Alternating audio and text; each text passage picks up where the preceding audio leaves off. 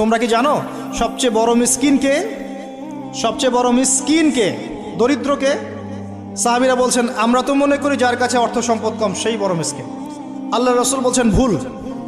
শোনো, সবচেয়ে বড় মিসকিন সেই ব্যক্তি যে ব্যক্তি পরকালে অনেক নেকি নিয়ে উঠবে, নামাজ, রোজা, হজ, যাকাত, ওমরা, হজের নেকি, বিশাল বিশাল নেকি।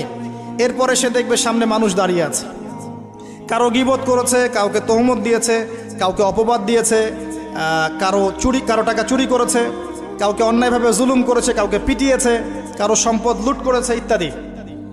তখন আল্লাহ পাক বলবেন শোধ করে দাও।